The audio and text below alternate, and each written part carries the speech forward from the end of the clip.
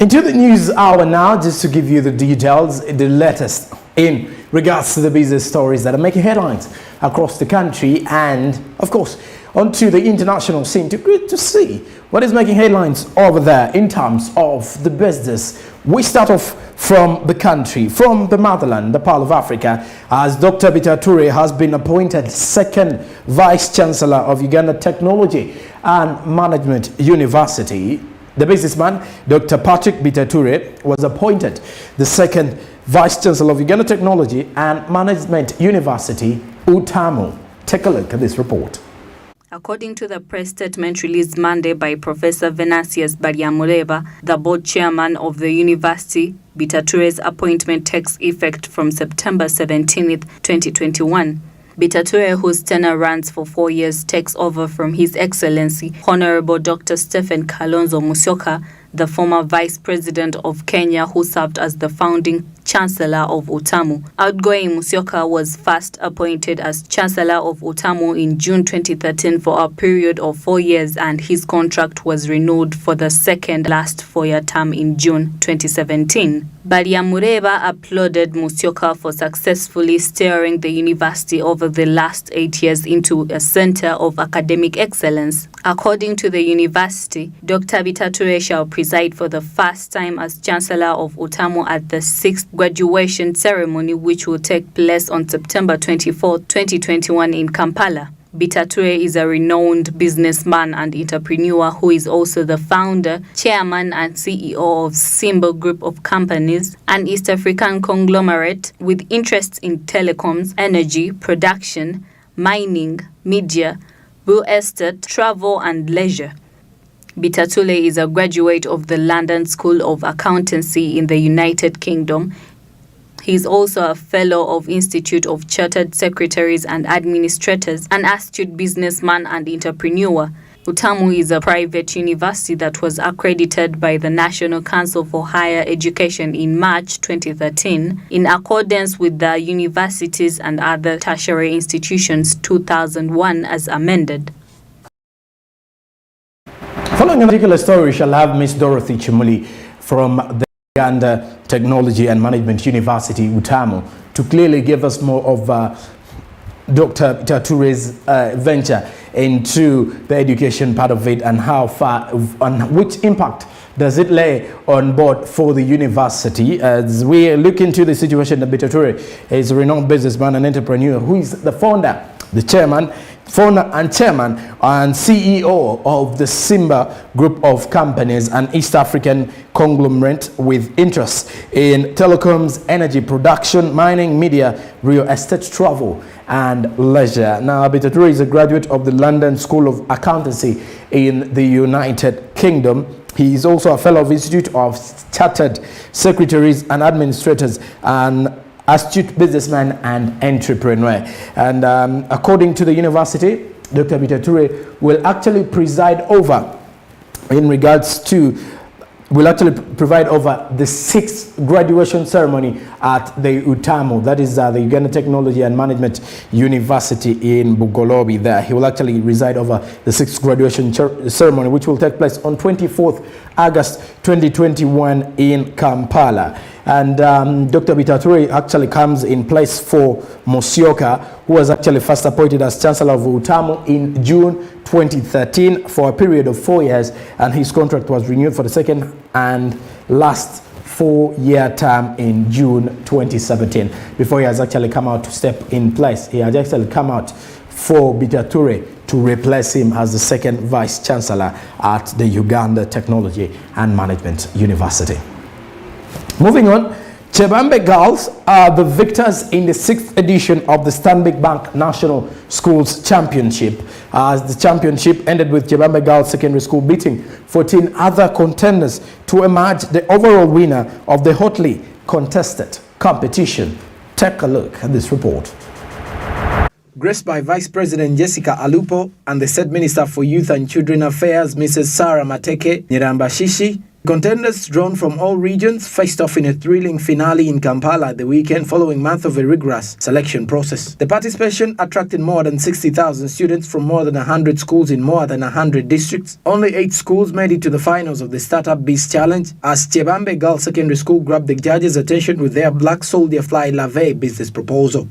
The students were awarded with a solar system worth 15 million Ugandan shillings for their school, while their patron walked away with 1.5 million shillings. Busoga High School from Eastern Region and first runners-up sport after pitching an organic pesticide project. The school walked away with 10 million shillings, a smartphone for each student and a cash prize of 1 million shillings for the patron. King's College Budo with its shoe protective products and Chigumba Intensive SS with their bakery business idea were the second and the third runners-up. In 2015, the leadership of Stanbic Bank came up with the initiative which Mrs. Alupo said will empower job creators. To date, close to 150,000 students nationwide have participated and benefited from various knowledge-generating and skills-empowering competitions. Mrs. Juko said through the NSC that the bank is contributing to systematic impact beyond individuals, families and schools, entire communities and the country as a whole. Mrs. Juko said 300,000 students have been impacted, 1,000 teachers trained, 2,000 business ideas generated and more than 500 businesses operating. The Stanbic National Schools Championship looks at ideas and innovations coming in from the students of different high school levels to clearly see what do they have in the entrepreneurship process or which business ideas do they lay on board into the competitive world that is there. And through the National Schools Championship, the bank is actually contributing to systematic impact beyond individuals, families and schools to entire communities and the country as a whole. As Mrs. Juko actually said, 300,000 students have so far been impacted with 1,000 teachers trained, 2,000 business ideas generated and more than 500 businesses operating in regards to this particular championship. And how far is this helpful to the country? And the event was actually graced by the Vice President of Uganda, High Excellency Jessica Alupo, as well as the State Minister for Youth and Children Affairs, Mrs. Mary Mateke Nyirambishi, as was actually as the contenders drawn from all regions faced off in a thrilling finale at Kampala at the weekend during following a month of rigorous selection processes. The Chebambe Girls did win this particular 6th edition of the Stanbic Bank National Schools Championship. Now, the participation did attract more than 60,000 students from more than 100 schools. And if you're to look at the winners of the tournament of the championship, that is Chebambe Girls, they walked away with a solar panel worth 15 million Ugandan shillings for being the winners, as well as the students were awarded with the solar system that is worth 50 million Ugandan shillings, while their patron, who was behind the students, walked away with 1.5 million Ugandan shillings. Busoga High School girls from Busoga High School from Eastern Region and a first runner sport after pitching an organic pesticide project. The school walked away with 10 million Ugandan shillings and a smartphone for each student and a cash prize of 1 million for the patron. King's College Budo with its shoe protective products and Chigumba Intensive SS with their bakery business idea were the second and third runners up in that one. In 2015, meanwhile, the leadership of Stanbic Bank came up with this particular initiative to see that they tap into sectors to actually help students nationwide to see that they can generate ideas that will be of help to the generation even after they're done with school. And according to Stanbic Bank, it has actually helped over 300,000 students with this particular initiative, and also impacted lives of 1,000 teachers that have been trained, with more than 2,000 ideas being generated with the impact of the schools that have actually come up with their own initiatives and ideas in regards to helping out into the business aspect. That is more of the National Schools Championships set up by Stanbic Bank that happens annually, and this was the 6th edition that saw Chebambe Girls emerge victors. We head now into the international scene, and we start with Tanzania. Tanzania's national debt increases by $3.9 billion in 1 year, according to the July Central Bank report. The national debt increased by $3.9 billion in 1 year as the Tanzanian government is implementing infrastructure projects and improved provision of social services. More of this story. According to the Bank of Tanzania's monthly economic review, The debt stood at $33.7 billion at the end of July this year, having increased by $3.9 billion from July 2020. External debt, comprising the public and private sector, amounted to $25.96 billion at the end of July 2021 and accounted for 77% of the national debt. The debt stock represented an increase of $436.8 million from the preceding month and $2.76 billion from July 2020. The profile of external debt by borrower category remained broadly unchanged, with debt owed by the central government accounting for 77.7%. According to the Central Bank of Tanzania, transport and telecommunication activities accounted for more than a quarter of outstanding external debt associated with ongoing mega infrastructure projects, followed by social welfare and education, as well as energy and mining. On the other hand, the government domestic debt amounted to 17.8 trillion shillings at the end of July 2021, a decrease of 1.12 trillion shillings from June 2021 and an increase of 2.7 trillion shillings from the corresponding period in 2020. Long-term instruments, which were treasury bonds and stocks, sustained dominancy in the composition of domestic debt, accounting for 84.7% of the stock. External debt service payments amounted to $25.2 million, of which $21 million was principal, the central banks. All right, and this climate of some of the footage that you've just actually seen in regards to the president, who was the picture of President Buhari, Mahmoud Buhari, who was actually in that particular footage. But the other videos were actually of Tanzania, but that president is not of Tanzania meanwhile. So that is more of an apology from the team here, from the editor's team, in regards to that particular story.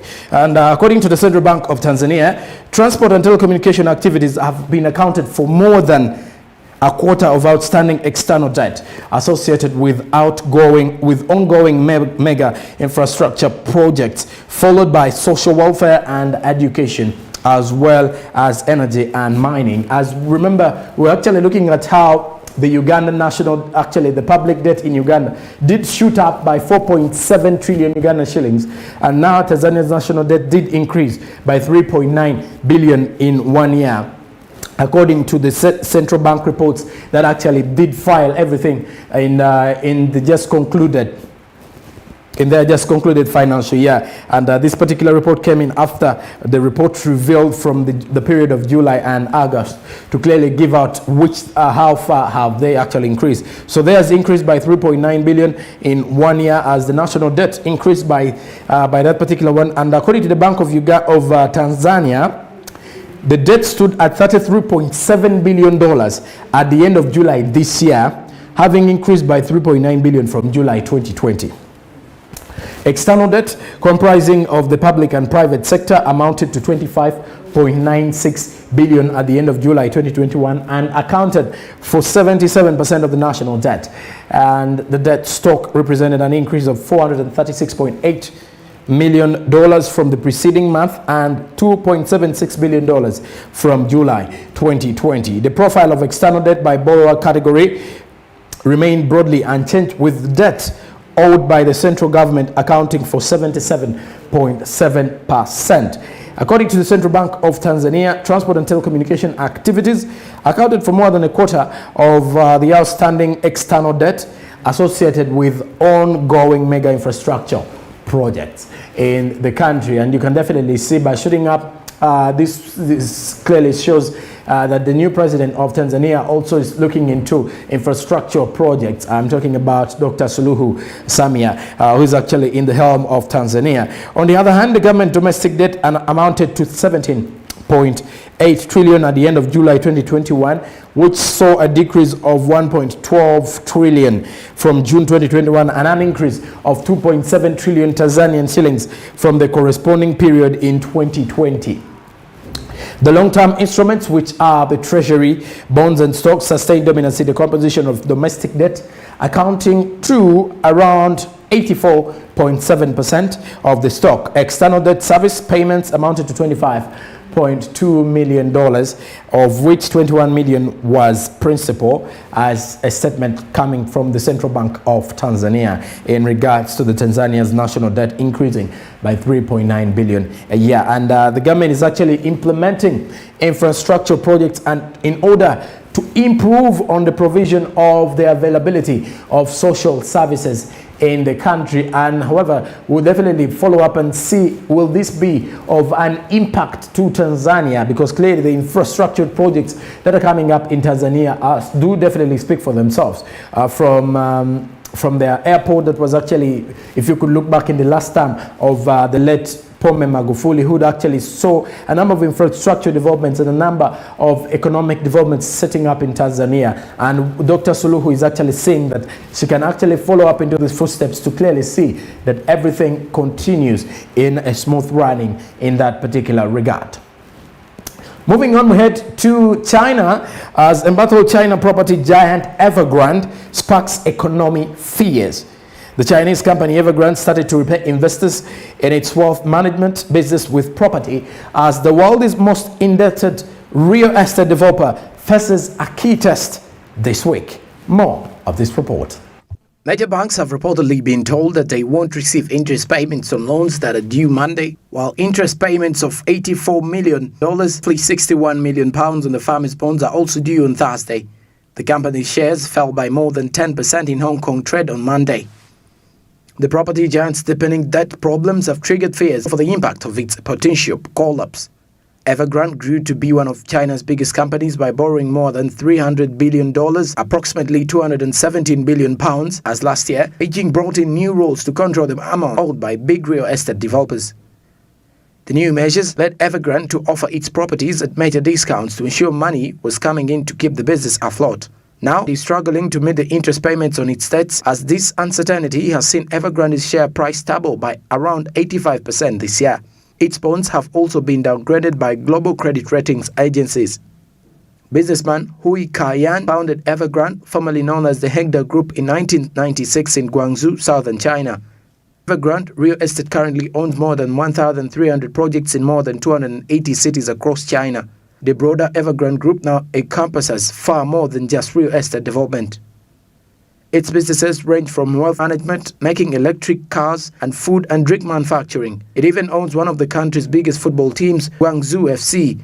Mr. Hui has a personal fortune of around $10.6 billion, according to Forbes. Last week, Evergrande's investors actually stormed their head offices in Shanghai and to actually see that they follow up on these stories following the fact that the company is highly indebted, and most of them are actually scared as they may be seeing that the company may be seeing its way out of business in that particular regard. And embattled China property Evergrande sparks of economy fears, as it's actually saying that major banks have reportedly been told that they won't receive interest payments on loans that are due Monday, while interest payments of $84 million and on the farmers' bonds are also due on Thursday, as the company shares fell by 10% in Hong Kong trade on Monday. The property giant's deepening debt problems have actually triggered fears over the impact of its potential collapse, as Evergrande grew to be one of China's biggest companies by borrowing more than $300 billion last year. Now, Beijing brought in new rules to, and if you're to look about last year, Beijing brought in new rules to control the amount owed by bigger real estate developers, which has actually affected greatly Evergrande, which is another big property giant in China, in a particular one. Now, Evergrande is a real estate currently owning more than 1,300 projects in more than 280 cities across China, and the broader Evergrande group now encompasses far more than just real estate development.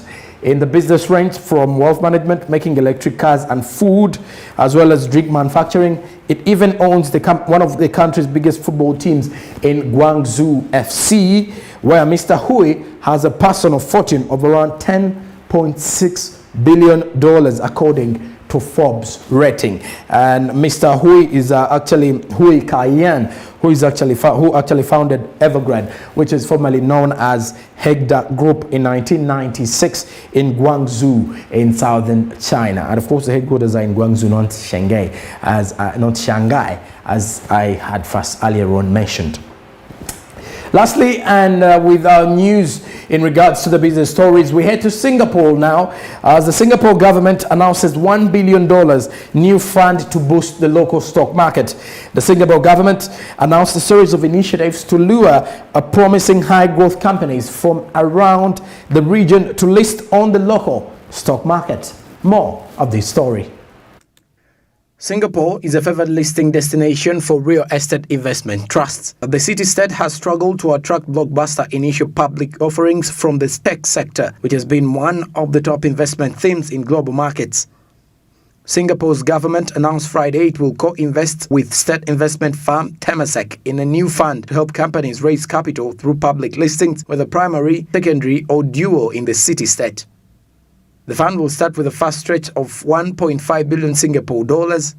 Singapore's stock market has outperformed many of its regional peers this year, with the benchmark Straits Times Index gaining around 7.8% as of Thursday's close. But initial public offerings on the Singapore Exchange have been lackluster in comparison. In the first half of this year, Singapore drew just 3 IPOs that raised $200 million in proceedings, while fellow financial hub Hong Kong had 46 listings that raised $27.4 billion.